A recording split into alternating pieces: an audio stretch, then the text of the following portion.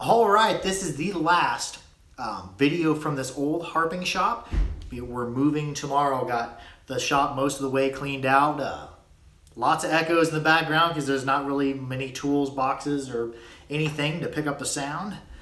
Got the pepper plant behind me. I pulled in the cayenne pepper. It's getting cold here in Kansas.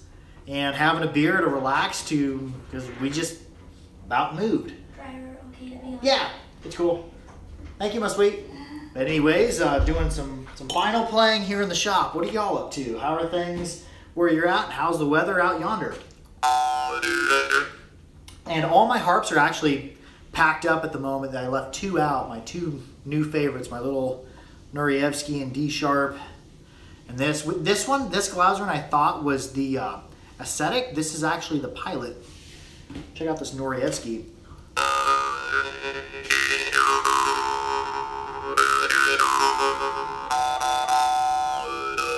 It doesn't quite have a clear bell ring. It's got a little bit of funk to it, but it's got funk to it in just the right way.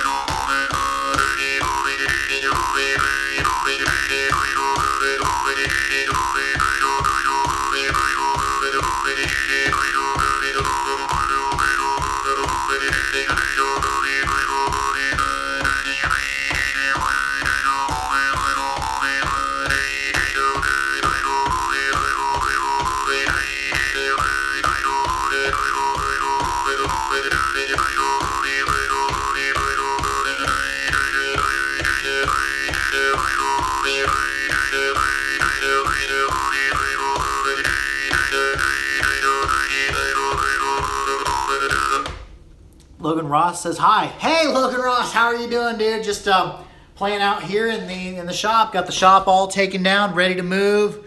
There ain't much left in it. Got my peppers in the background. Nate Dogg says, been a few weeks, but now it's cold as a brass bra. And yeah, it is getting cool outside. Tonight we're supposed to get our first good hard freeze. Logan Ross asks, which harp's this? This is Masco Nurievsky. I'm going to be getting some more in after the first of the year when he has time to make them. And they're pretty cool. They come with a magnetic ball, and all the Masco now come with a magnetic ball that I've seen so far.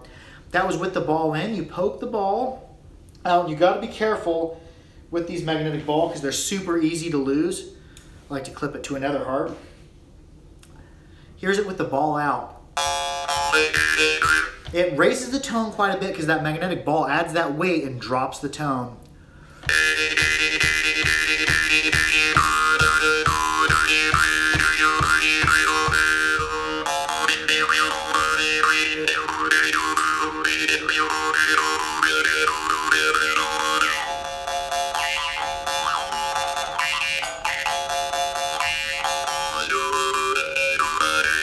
Logan Ross says, this is pretty cool. I might buy it. Yeah, I should have some more in after the first of the year. And I've been selling harps in my spare time on Facebook over Messenger with PayPal. But the Masco sold out immediately. And it's just fun to be getting all these cool harps in.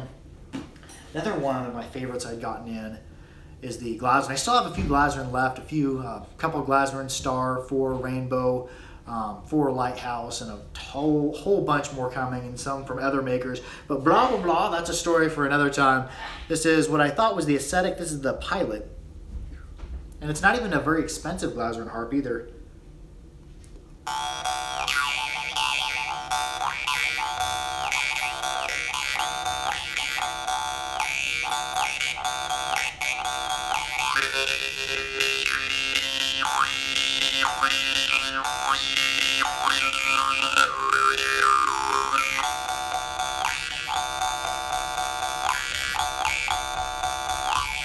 When Ross says, pretty nice, but not too loud. No, it is not as loud as like a Masco harp. Somebody just commented, I missed it, it flashed away. Mascos are screaming loud. This one isn't as loud, but one advantage I found with that, if I try playing a Star super loud, I get a lot of clicks out of it. The Pilot, that's really not as much of an issue. You have to be precise, but not that precise. I just like the clear bell ring of it.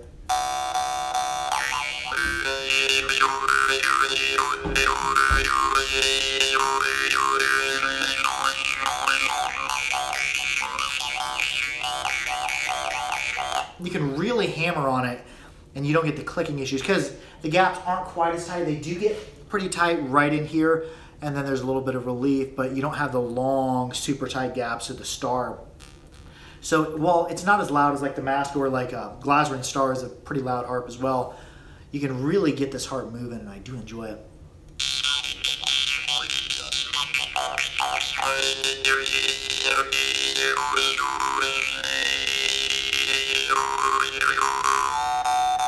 Ross says, I also bought a Dan Moy and loved it. Oh yeah, the Dan Moy, you get a huge bang for the buck when you get a Dan Moy for like 5 or 10 or 15 bucks. Sometimes even for a set of them. They're really sensitive, really tight gaps, really nice harps. You just got to kind of watch out if you're traveling with them. They are a little bit more delicate. And one thing I've noticed, if you're cleaning them, I always wipe my harps off when I get done, including Dan Moy, and then oil them with coconut oil. Well, when I went across to Dan Moy, imagine this is the Dan Moy, I went this way, and then I went back, and when I went back, the reed stuck in my finger, and it stuck in it pretty far, so careful when you clean your Dan Moy. They're pretty sharp. Logan Ross says, once we played a duet and it was in C. Oh yeah, I did have 2 duet, and they sold immediately. Actually, one's in a box. It's still waiting on Porky Miller to pay. And Nate Dogg says, do you craft harps the quality of the harps you buy? And also, I've missed out on half of it, but yes, I craft, when I craft harps, I try to craft the best I can. I'm kind of a new maker. I started last January, so I'm kind of new to the game of making harps, so I have a lot to learn, but some of the harps I've made I do really enjoy. Am I as good as some of the Russian masters? Absolutely not. I just began this year, like Masco is in Glasrin too. They're way better harp makers than I am. Someone at Sound for Health make a 3D printed jaw harp. Oh no, you're talking about Johnny Cope, owner of Sound for Health. They're based out of England. I don't know if he's been printing harps, but I know he's been printed the Jawsophone or the Juisophone for juice harp. It's like a cone, and this is a design that goes back quite a while, 50 or 60 years. But anyways, he's 3D printing them now. It's a big horn, and then it has a clamp where you can clamp your harp in to make it louder. And Nico Cornelius, one of my friends, just got one, and he did kind of a review of it. He said it doesn't make it really louder, it just amplifies certain things about it and amplifies certain sensitivities of it. But he said it's pretty cool. I think the only concern with him is you can't play your harp in the exact same way as kind of what he was saying, is holding it to just your teeth. But he says it's really cool. And I'd be interested in trying that in the future, the Jawsophone. And Johnny Cope, he stocks harps from other makers, and I believe he makes a Munn harp. And in the future, I'm going to get some of his Munn harps, see how they are. I'm interested to try Munn harp from different makers. And also, after December, January, I'm going to be getting some Babayev harp in, which I'm really excited about. I haven't played any Babayev, but his harps look beautiful, and they come pretty highly recommended. He's going to be sending some Munn harp as well. The last Munn harp I got in, didn't have good luck with it. Logan Ross says, I actually once played a Pencil as Juice harp by Clinton. Oh, cool.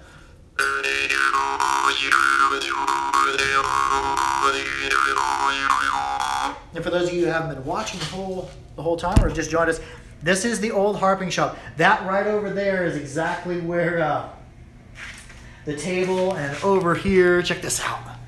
This is where the old YouTube studio was. I had all these holes in the wall for hanging the harps and everything.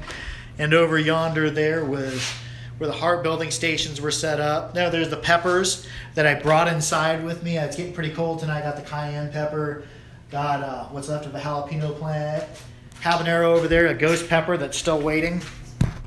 Anyways, Jay Perry says, I've noticed a difference in sound between inward and outward too. Yes, there is a definite difference. I'm gonna wet my whistle again. I'm drinking a beer to relax after moving just tons of stuff this week out of this house. But anyways, the differences, and we'll kind of get behind the science of it.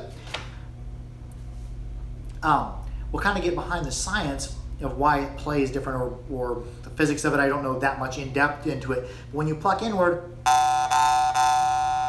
you're always going to get a little bit purer of a note, because of when you pluck inward, your trigger will flex more naturally. Now, certain harps and certain makers, they won't play well outward. Some play okay outward, some play good outward.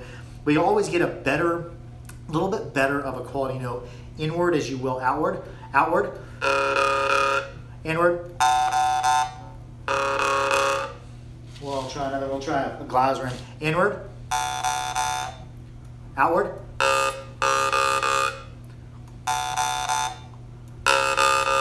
You don't get quite as good as a quality note outward, because something about when you pull outward of it on it, the way it wants the reed to flex is a little bit unnatural, and I believe it will reduce the lifespan of your reeds a little bit by plucking outward, especially if you're using aggressive technique. But a reed should get a ton of play out of it. I think Zilagis come. One time I unpackaged a Zilagi harp, and it said at room temperature inward, you should get 31 million plucks out of a Zilagi harp. That's an ideal plucking condition. Now, if you're playing your harps rougher, if you're playing them when they're cold, whenever they're cold, I try to warm them up a little bit in my hand because I don't want to start exercising a reed really hard when it's ice cold. But yeah, inward, you're going to get a little bit better quality sound. There's going to be certain sensitivities that are stronger inward as well. Outward is fun, and outward has its place. I like to mix outward plucks in with my inward. I probably pluck inward 3/4 of the time. Canadian jaw harp standard technique that I use a lot. Oh, I'm just reading comments there. But yeah, you'll get better plucking inward, but outward has its place as well too. And if you're just plucking outward, try plucking inward. Because when I first started on the harp, I was only plucking outward, and Mark from Mouth Music kept telling me, you got to try plucking inward. If you are only plucking outward, you're only getting part of what the harp has to offer, and a small part of that. If you start plucking inward, there's going to be different sensitivities, different overtones. Things are going to be clearer. Things are going to be more fluid if you start adding in your inward plucks too. So I encourage everybody out there, even if you don't like a certain plucking style, try it and get better at it. It makes your entire game on the harp better.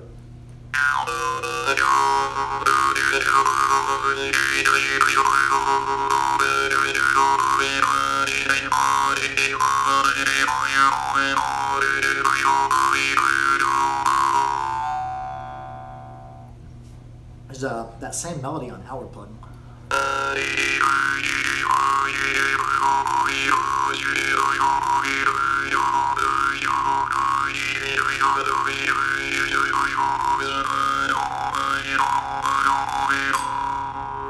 Still lots of good stuff with outward plucks as well. Kind of a little bit more muted style of playing.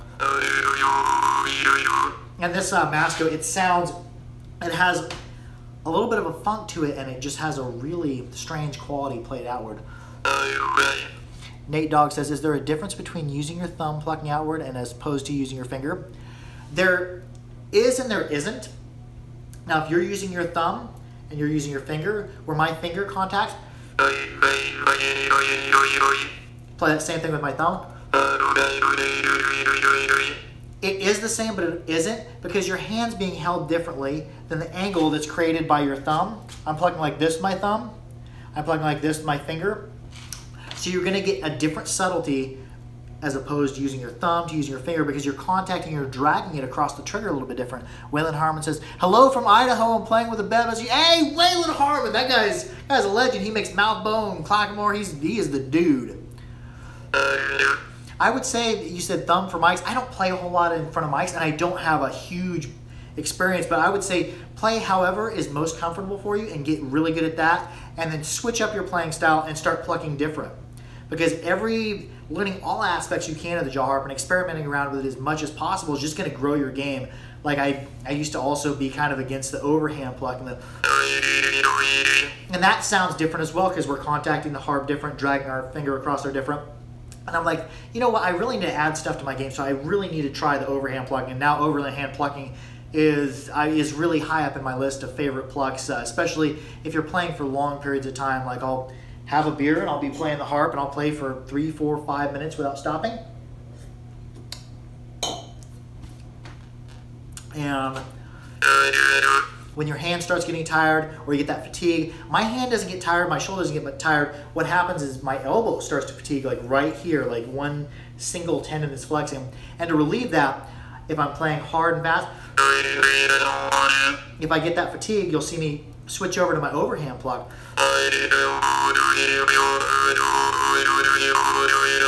And the overhand plucking or dead hand plucking really lets you relax and lets the tension go away, and it's a good way to rest your arm or rest your elbow.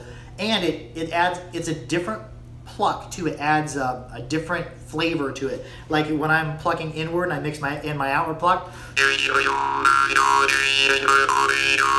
it sounds different than when I try overhand.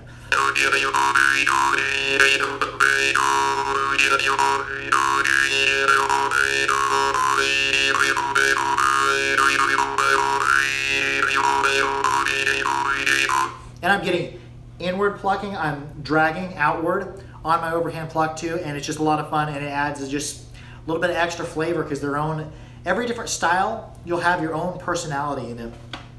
That's what I like about the harp. Like, your personality comes into play. Like, somebody can be playing the exact same harp and come up with totally different melodies. And Waylon Harm says, what key are you playing in right now? I don't remember. This is a D sharp. This is one of those Mascos. It's a D sharp with the ball out, and it'd be untuned with the ball in. Here's with the ball out.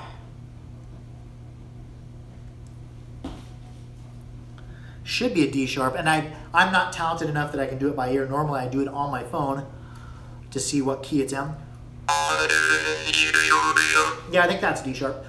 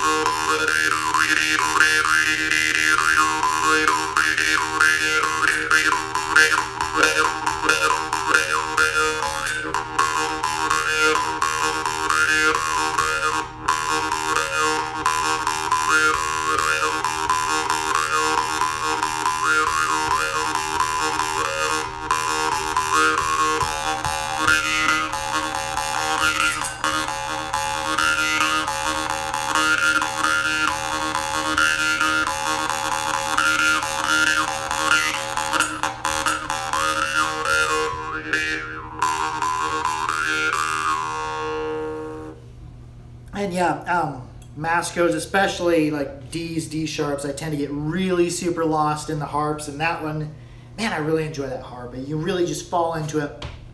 Did get some good clicks though.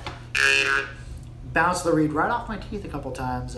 Carelessness, but yeah, just relaxing after all the moving, and got the house pretty much ready to move out of tomorrow. It's now having some beers and relax. Waylon Harmon says, sounds great with that one. Oh yeah.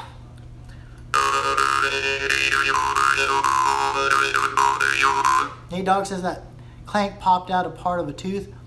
No, none of these harps are strong enough to break a good tooth. My teeth are pretty healthy, so a click like that, which doesn't happen very often, it's not going to damage them. I think where you run into that problem is if you are up in age, or you have failing oral hygiene, or also if you're playing like Snoopy harps, Hobby Lobby mouth harps. If you're playing super stiff harps like that, like a Snoopy harp, Hobby Lobby mouth harp. They're cheap, they're a toy harp, but I think they're kind of dangerous because the reeds are so super stiff. You don't want to hit a tooth with that. And the most danger I found in playing harps is when playing outward. And that's another good argument for, if you're a beginner, definitely start playing inward because it's safer. You're drawing the harp toward you. Because a reed on a good quality harp should not break a healthy tooth. Your danger you run into is playing outward, like on a Hobby Lobby harp or a Snoopy mouth harp. People will grab them and they'll just start playing away, whipping your hand on a reed on a harp that is extremely stiff. What happens is your finger will catch on that big ball trigger, you'll pull the harp away from you, and it'll slap you right in the face, right in the teeth.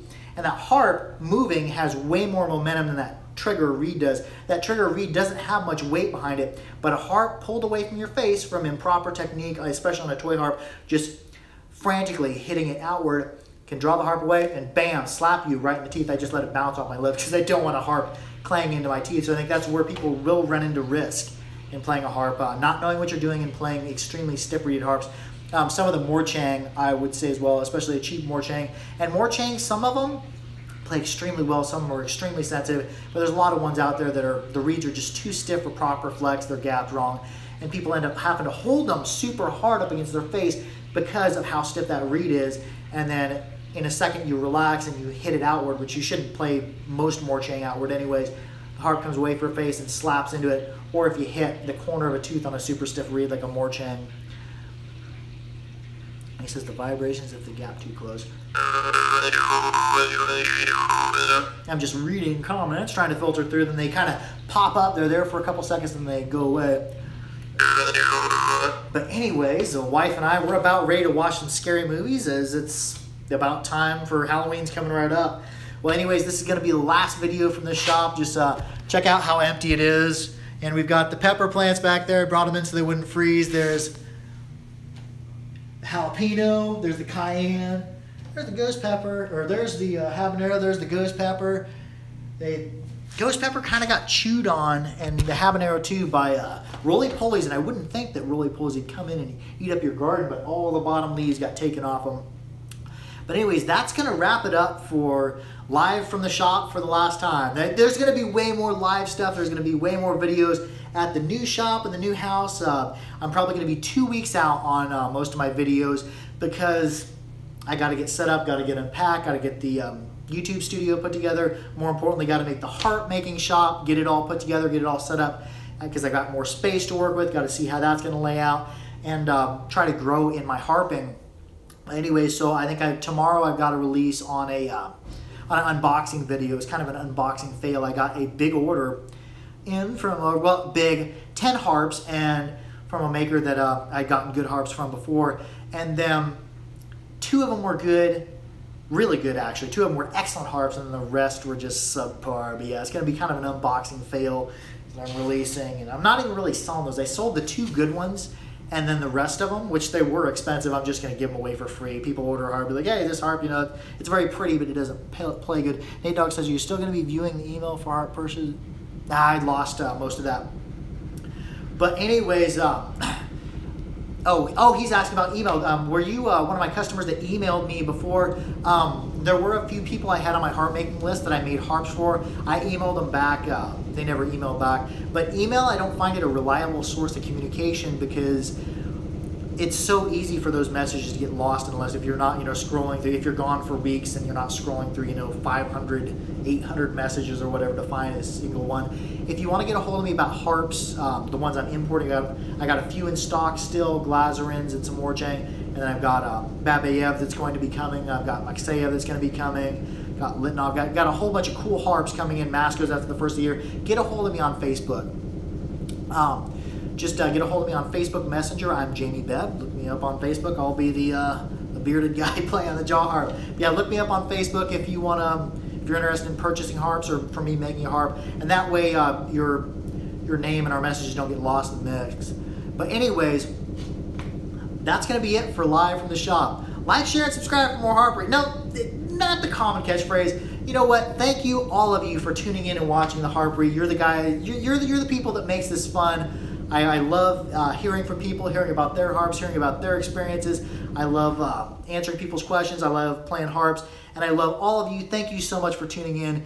Y'all have a wonderful weekend and enjoy what's going to be cold here in Kansas. It's probably going to be cold all over, but yeah, love y'all. Adios.